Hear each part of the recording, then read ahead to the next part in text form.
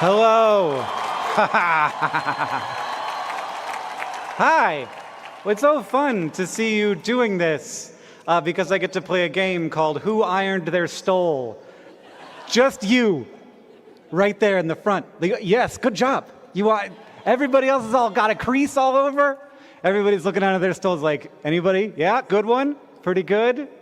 It's fun. It's fun for me. I hope you all also enjoy that game later when you're talking to each other.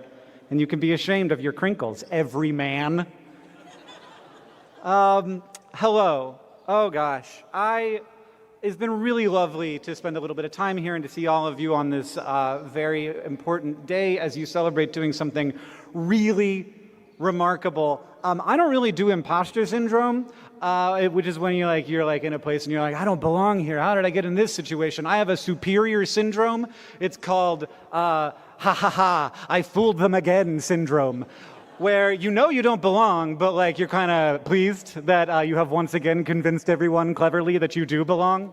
So that's where I'm at right now. A man who some of you probably know as a TikToker, who recently blind ranked AI companies by how much they look like buttholes, am giving the commencement speech at MIT.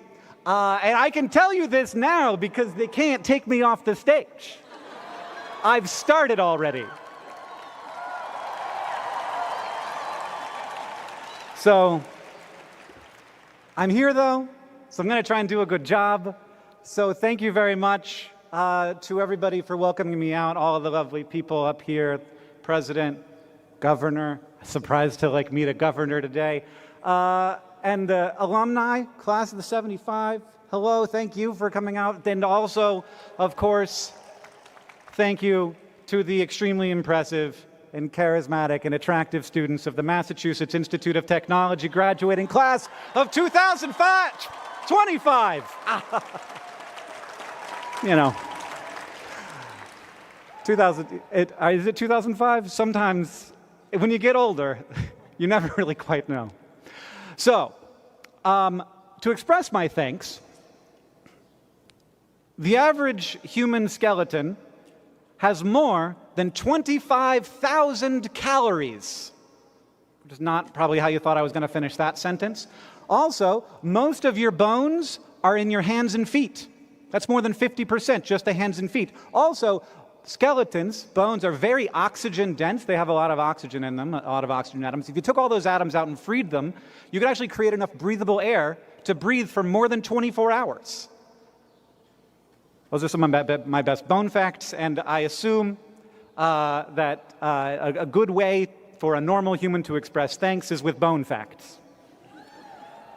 And I gave you my very best bone facts because I owe you an extra special amount of gratitude because as the class of 2025, you have done me a favor where I asked all of you to fill out a survey, and more than half of you did it. I assume while you were supposed to be p-setting or whatever that is, but instead you did this, and I appreciate that. I've really loved looking through your answers to these questions, learning a little bit about you, learning a little bit from you. One of the things I asked was, what was the most MIT thing you did while you were at MIT? And this was my favorite section to read, because some of it was definitely not meant for me to understand it. Like a lot of you talked about counting smoots on the Harvard Bridge, and that's great for you. Thank you. One of you was Tim the Beaver, so that's pretty MIT. Now that I'm looking at the teleprompter, I realize that Tim is MIT spelled backwards. I was today years old when I hit that fact. That's good. I wonder when Tim was formed. Do you guys have your brass rats on your fingers already? Yeah, that's really cool. Okay. Another of you this is very MIT, tried to impress a date with train facts. I see you. Game sees game, except with bones. A lot, and I mean a suspiciously large number of people responded to this question just with one word, hack, in a way that was very felt conspiratorial and whatever it is that you did, maybe the statute of limitations isn't up yet, so you're not going to put that down in writing. But by far the most common word in this section, by did a word cloud, was built. You built bridges and robots and incubators and startups and Geiger counters and an 8-foot wide periodic table and a ukulele. Is the ukulele person here? Hi. How's it going? Is it a good day? You're right in the front. I could almost crowd work you. I think probably that's not how commencement speeches work, though. The point is, y'all built a lot. And that is something that I found reassuring, because we are going to need a lot of building. As I was walking in here, I took a good look at all your shoes, but it turned out I did not need to look at them to know that I would not want to be in them. I think the only people who are jealous of you right now are the class of 2026, because I'm sure things will be even more screwed up then. But this is a messy time to be a college graduate heading out into the world.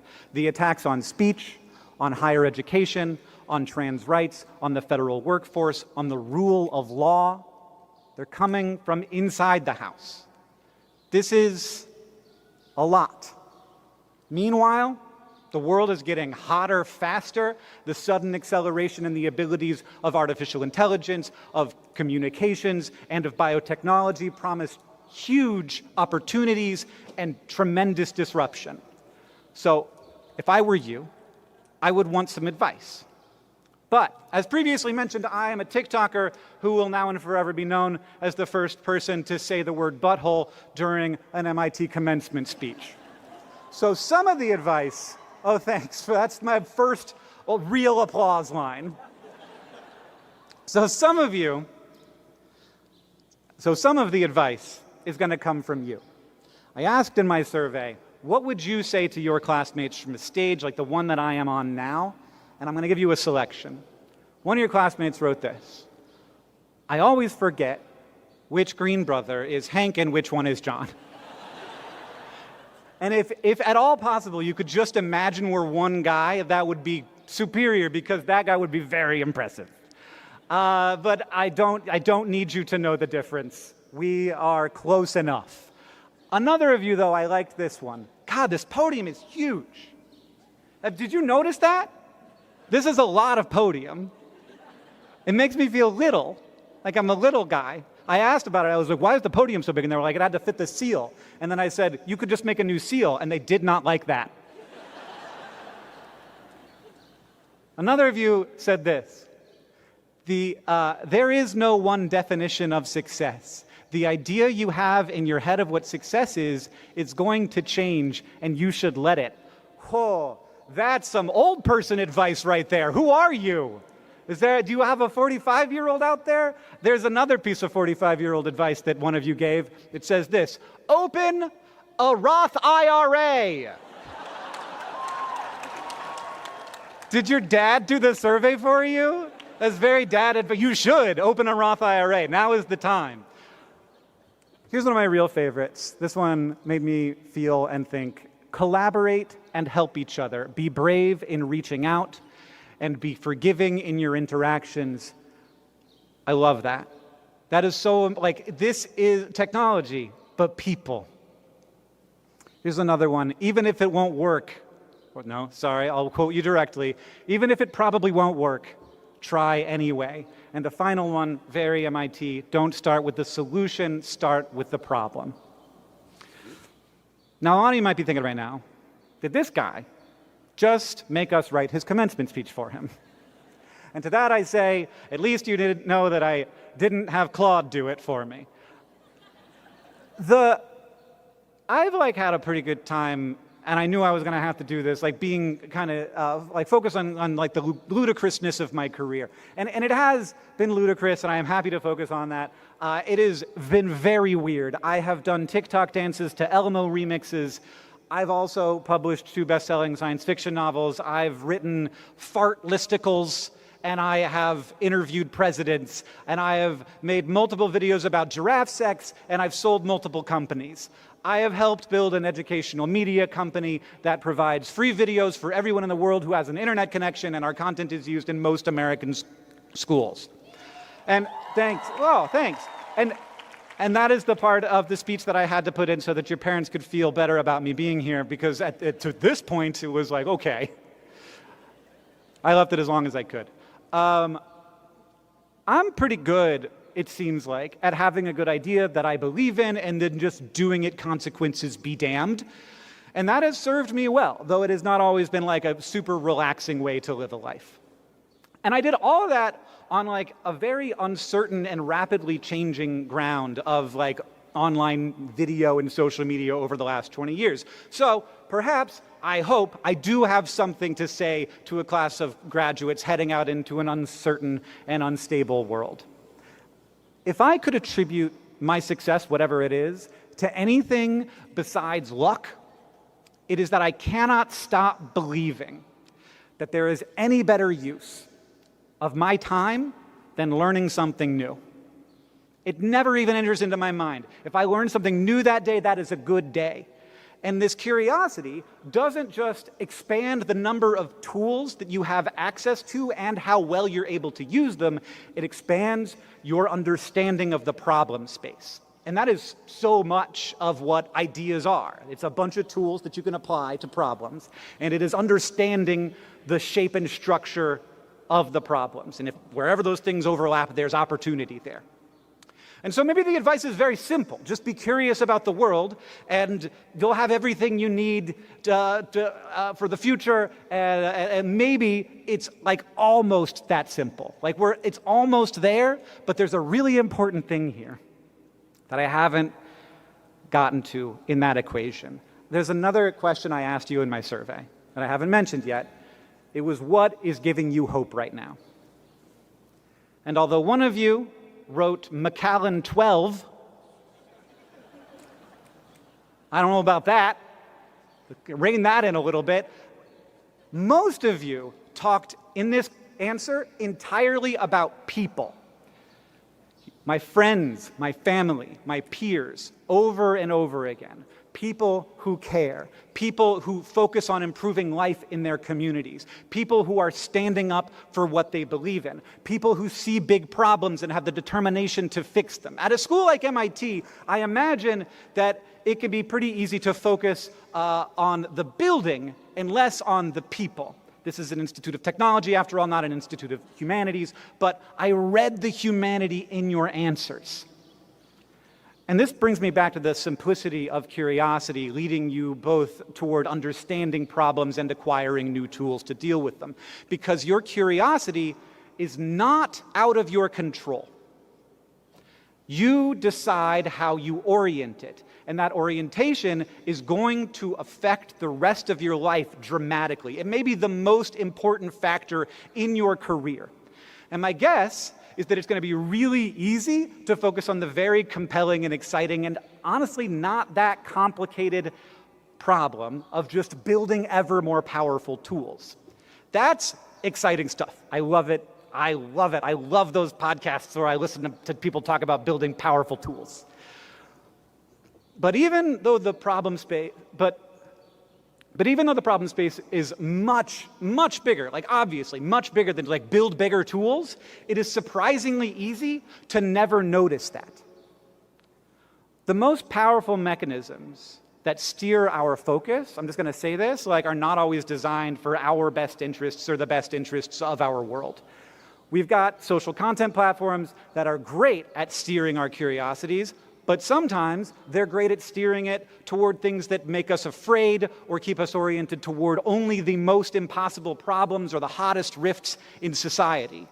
Meanwhile, we have the capitalist impulse. It's very good at keeping us oriented toward the problems that are most easily turned into money, and that means an overweighting toward the problems that the most powerful and wealthy people are most interested in solving.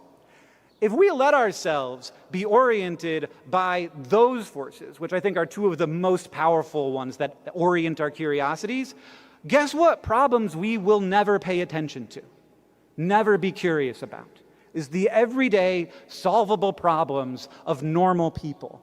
And I hope and I ask that you remain curious about your world's intensely diverse and massive problem space. These are solvable problems, problems that are not being addressed because our world does not easily orient our curiosity toward them. If you can control your obsessions, you will not just be unstoppable, you will leave this world a much better place than you found it. And this isn't about choosing between financial stability and your ideals. No, there is, as you progress in your career, there will be money to be made in these spaces because the problems are real. This is simply about who you include in your problem space and what you choose to be curious about. So with that in mind, here is my advice from my heart and my experience. First, don't eat grass. I had to say this for a very specific reason, and we're going to move on. Second, more importantly, one of the problems you will solve in your life is how you will find joy in an imperfect world. You might struggle with not feeling productive in that task unless and until you accept that your joy can be one of the things that you produce. Third, ideas don't belong in your head. They cannot help anyone in your head. I sometimes see people become like addicted to their amazing idea. They love it so much they cannot expose it to the imperfection of reality. Stop waiting. Get the ideas out. You may fail, but while you fail, you will build new tools. And then you'll send me an email and be like, I failed. And I'll be like, I'm proud of you. Fourth, because people are very messy and complex, you may be tempted to build around them and not for them. And I understand this. But remember to ask yourself, once a year or so, where do value and meaning originate? Where do they come from? Because they don't come from banks or tech or cap tables. Value and meaning come from people. People things are the hardest work, but often the most important work. Orient yourself not just toward the construction and acquisition of new and powerful tools, but to the needs of people. And that includes you, and it includes people near you, your friends and your family. I think that we can sometimes feel like the world is so big that like throwing a birthday party or making a playlist for a friend is just like way too insignificant a task compared to the enormity of climate change or AI or the erosion of democracy. But those thoughts alienate you from the reality of human existence, from your place as a builder not just of tools but of meaning. And that's not just about impact and productivity, it's about sorry, I'm just going to take that from the top. And that is not just about impact and productivity and problem solving, it's about living a life. Do not forget this. It is so special and bizarre to get to live a human life. It took 3 billion years to go from the first single-celled organisms to this graduation ceremony.